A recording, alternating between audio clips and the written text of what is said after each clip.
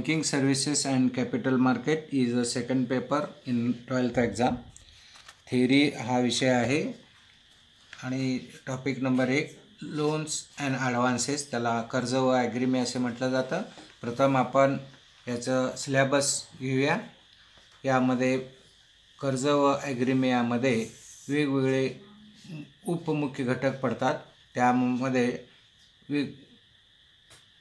कर्जाचे विविध प्रकारमध्ये कर्जाचे व ग्राहकाचे बँकाचे रिलेशनशिप काय आहेत, त्यानंतर कर्ज वितरण करत असताना कोणकोणते प्रिन्सिपल्स आहेत, तत्त्व आहेत, चांगल्या आदर्श कर्ज व्यवहाराची तत्त्वे ती आपण पुढील प्रमाणे पाहणार आहोत.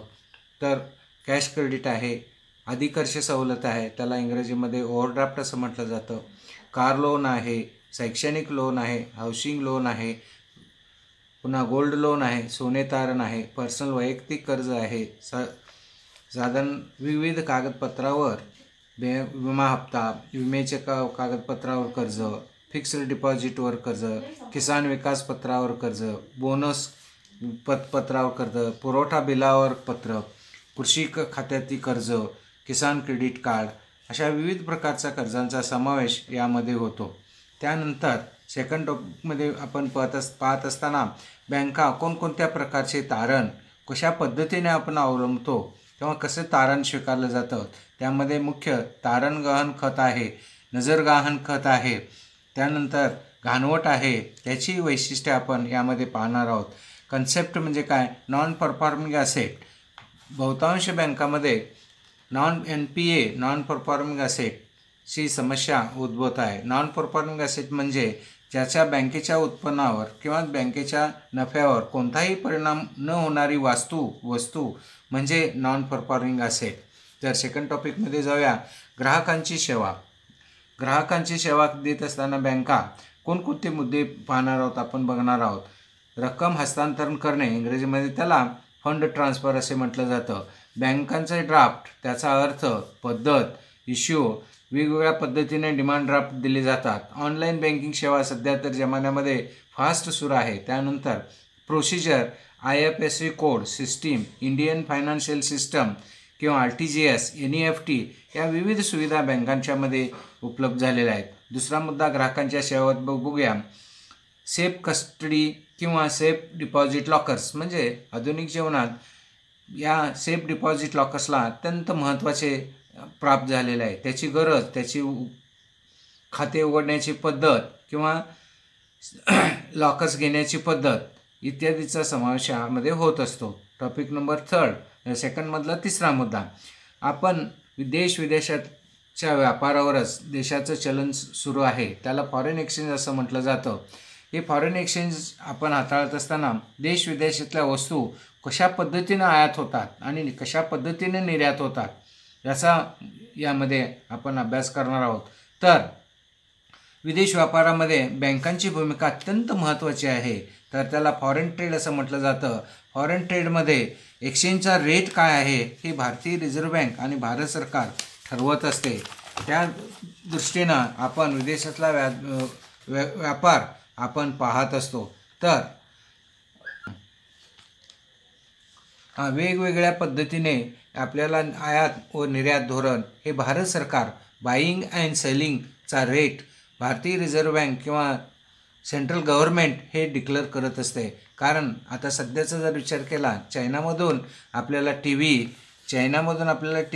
त्याच्यावर बंदी का घातली गेलेली आहे, कारण त्याचा परिणाम अर्थव्यवस्थेवर होऊ नये म्हणून, स्वस्ताचा माल घेऊ नये म्हणून त्याच्यावर बंदी घातली गेलेली आहे.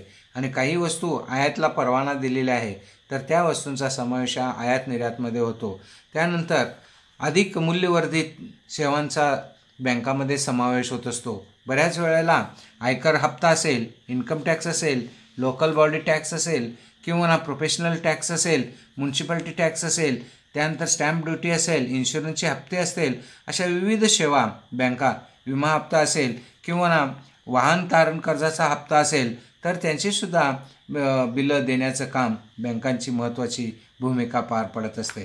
टॉपिक नंबर 3 क्लिअरिंग डिपार्टमेंट समाशोधन गृह, मराठीमध्ये याला म्हटलं जातं समाशोधन गृह, इंग्रजीमध्ये क्लिअरिंग डिपार्टमेंट.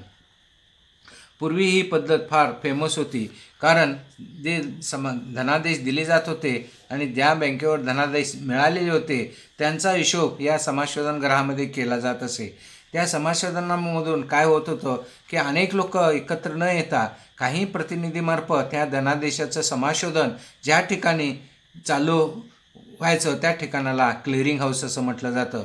मात्र आधुनिक पद्धत मायकर चेकमुळे चेक ट्रंक सिस्टीम आल्यामुळे त्या बँकेचं समाशोधन केलं जातं, म्हणून हा विभाग थोडा मागं राहिलेला आहे. मात्र समाज क्लिअरिंग हाऊसचं कार्य हे अत्यंत महत्त्वाचं आहे.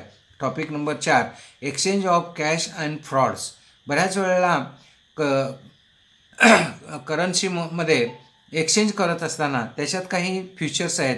ज्युनियर नोटा काय आहेत, मल्टेड नोटा काय आहेत, सॉलिड नोटा काय आहेत, म्हणजे मळलेल्या नोटा काय आहेत, त्यानंतर काउंटरफिट कॉईन म्हणजे काय, जे लोकांनी सहजासहजी विश्वास ठेवतात अशा नोटा कोणत्या आहेत.